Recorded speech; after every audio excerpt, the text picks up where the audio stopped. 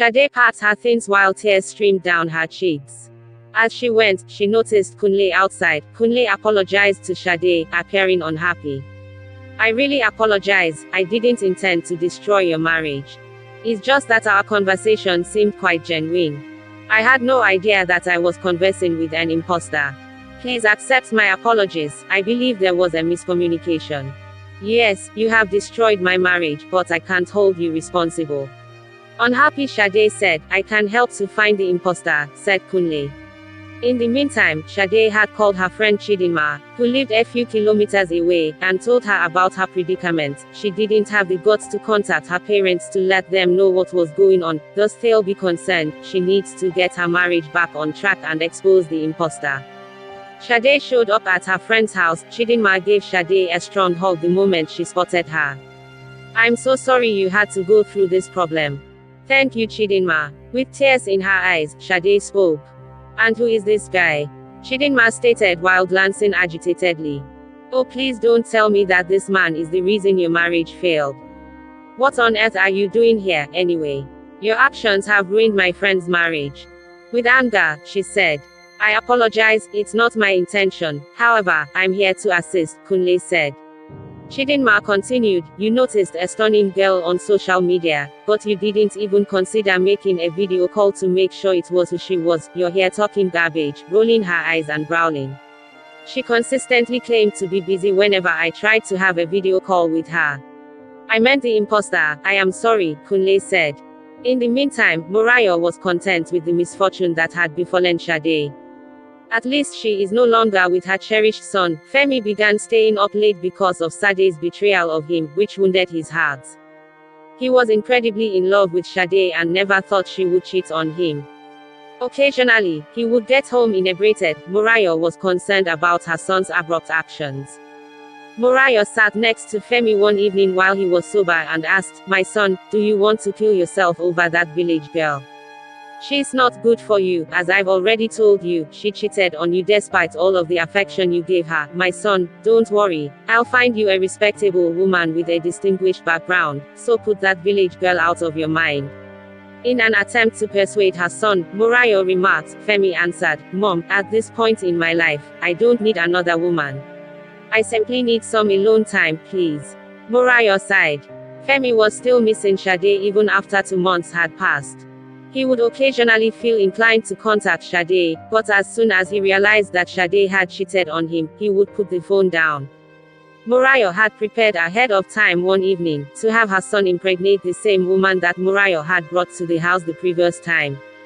Femi returned exhausted after work one evening. He was given food by his mother to consume after taking a shower. He became lightheaded as soon as he finished the meal. In order for Titi to sleep with her son and become pregnant, Morayo had surreptitiously added a chemical to his diet. She orchestrated this in order to prevent her son from having the opportunity to make amends with Sade.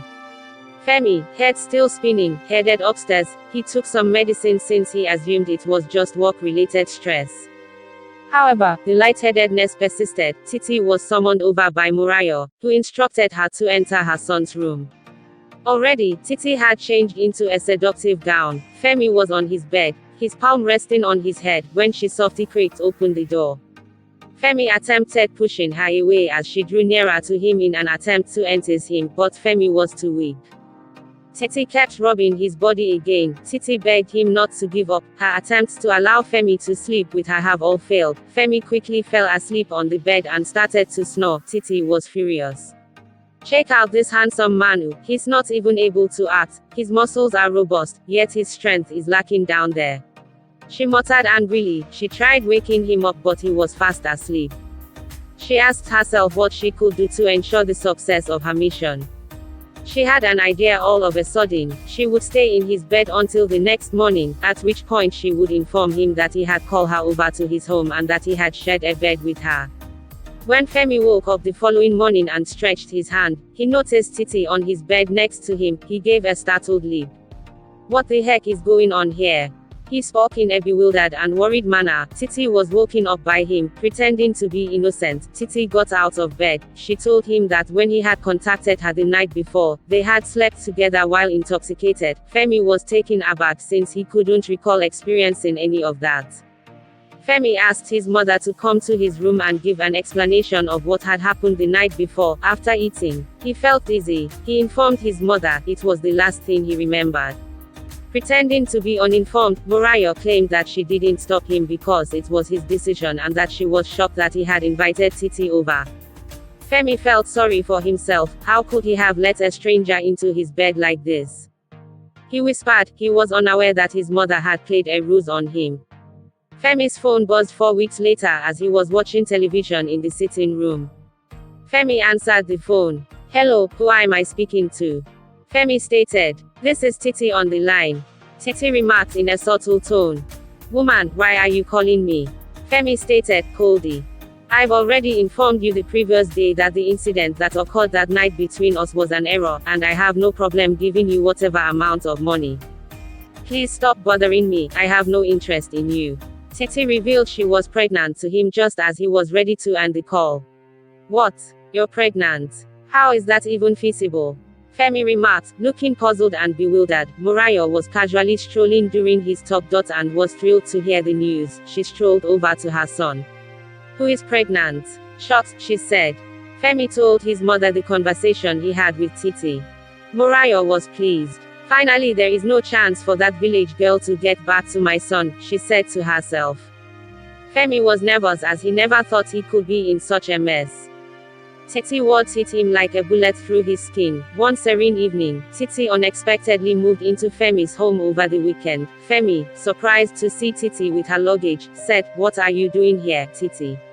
I have not even confirmed for myself whether you are carrying my child. How can you just move into my house?" Femi said, looking furious. Morayo quickly intervened. She told Femi that she was the one who invited Titi over since she is pregnant. She went on to tell Femi that he didn't need to confirm whether or not she was pregnant. That she is certain that Titi is pregnant. She showed Femi the pregnancy test results. When Femi saw the results, he went weak suddenly. He brought this on himself. How can he live with a lady he does not even love? This made Femi concerned. Titi eventually lived with Femi. Sometimes, she wants to be intimate with Femi, but Femi pushes her away, leaving the room and sleeping in the guest room. This infuriated Titi. One afternoon, she approached Femi as he was working on his laptop. "Femi, we need to talk," she remarked angrily. Femi stared up at her, contemptuous. "Femi, I can't take it anymore. Have you forgotten that I am carrying your child? You treat me like I don't exist, you do not eat my meal or approach me even once. Do you really dislike me?" She murmured this as tears welled up in her eyes. Femi rose up and walked away without saying anything to her. This infuriated Titi even more. "You are going to pay for this," she whispered to herself. Titi will report to Morayo on how Femi treats her. Morayo will reprimand her son. "Femi, don't make me mad. Don't tell me you're not over that Sade girl. She is now in your past. Titi is your present. You must love her. After all, she is carrying your baby," Morayo stated firmly. Femi would ignore his mother's ranting. Meanwhile, Sade, Chidinma, and Kunle have been working hard for months to find the impostor. Finally, they had a breakthrough. They were able to locate the impostor, who turned out to be Morayo. Sade was astonished and perplexed. She knew her mother-in-law was not on good terms with her, but she had no clue she would go to such lengths to completely destroy her marriage. Prior to the event involving Sade and Femi, Morayo had set up a social media account with Sade's name and photos and begun speaking with a man named Kunle. Morayo pretended to be Sade and sent flirty messages, pictures, and invited Kunle to their home. Sade, understanding this, was heartbroken. Chidinma, her friend, patted her on the back. "Don't worry, my body, your marriage will be rebuilt, but your mother-in-law is so terrible. How could she have done this? Despite your efforts to impress her, she simply dislikes you for no apparent reason." Sade commended Chidinma and Kunle for their efforts in exposing the impostor. With this information, Sade intended to see Femi and disclose his mother's deceit to him. One peaceful evening, Femi went to his backyard to water his garden. When he suddenly heard Titi on the phone speaking with someone, he listened to Titi chat from the corner, unnoticed by her. "Hey girl, what's up? Girl, I'm tired of pretending to be pregnant. I've done everything to get intimate with Femi, but he refuses. The guy is quite stubborn. He has no idea that I have plans to poison him and seize his fortune if I am genuinely pregnant for him, but with this fake pregnancy, I need to devise another strategy. I'll talk to you later. Bye. Femi overheard the talk, was shocked to his bone. He captured her voice on his phone, and moved away stealthily. Femi couldn't believe what he had heard, so he'd been living with a murderer. He quickly contacted his mother to come over. His mother rushed over to his home. He also summoned Titi, and they convened in his living room. Both Titi and Morayo were perplexed about what was going on.